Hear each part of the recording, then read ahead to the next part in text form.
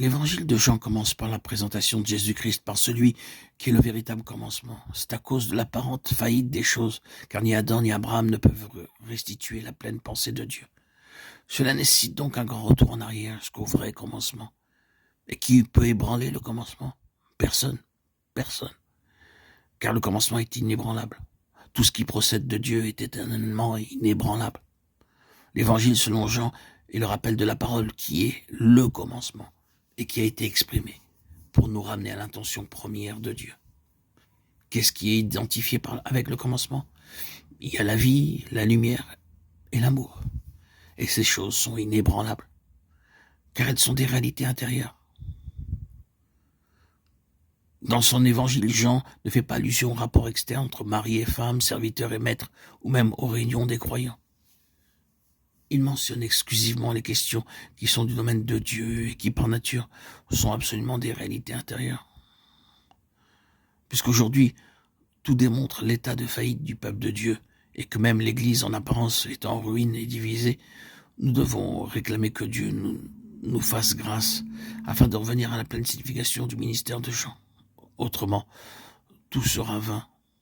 Ça ne signifie pas que les ministères de Pierre et de Paul ne soient plus nécessaires. Mais cela veut dire que l'urgent besoin aujourd'hui ne réside pas dans ce qui est extérieur. Bien au contraire. Il doit d'abord y avoir des réalités intérieures. Et alors seulement, les choses externes pourront être recouvrées. Reconnaissons que le filet est percé, que les poissons font défaut, et que le Seigneur fait appel au ministère de Jean pour réparer le filet. Reconnaissons que cette restauration, ce n'est pas une chose nouvelle de plus, ni une nouvelle découverte, mais qu'elle est simplement ce qui était à l'origine depuis le véritable commencement. C'est à cause de cela que Jean écrit « Je vous ai écrit, non que vous ne connaissez pas la vérité, mais parce que vous la connaissez et parce qu'aucun mensonge ne vient de la vérité. » 1 Jean 2, 21. C'est-à-dire que le problème ne réside pas dans le manque de connaissance, mais dans le fait que la connaissance a été oubliée.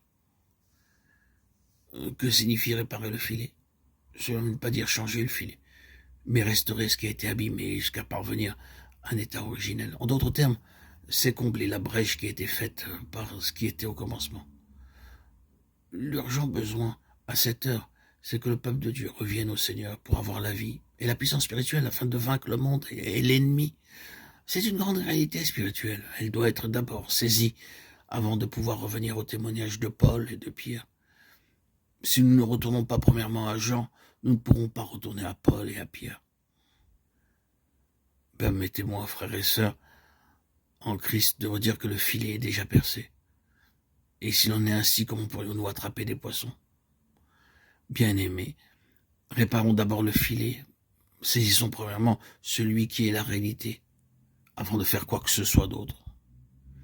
Finalement, et avant de conclure notre méditation, 3 versets de l'Écriture méritent encore notre attention. En vérité, je te le dis, quand tu étais plus jeune, tu te saignais toi-même. Et tu allais où tu voulais, mais quand tu seras vieux, tu étendras les mains, et un autre te ceindra et te mènera où tu ne voudras pas. Jean 21, 18. C'est ainsi que le Seigneur a prédit la fin de Pierre. Les gens pensent d'ordinaire qu'être sauvé, c'est la plus heureuse de toutes les expériences. Et je veux aussi m'empresser de dire que le salut produit des effets très heureux et libérateurs sur le racheté. Mais l'expérience du salut n'est pas uniquement pour notre propre satisfaction, ni pour nous permettre d'agir comme nous l'entendons. Au contraire, il amène le peuple de Dieu à se placer sous la seule autorité du Seigneur. C'est ce salut que Pierre a été chargé de proclamer.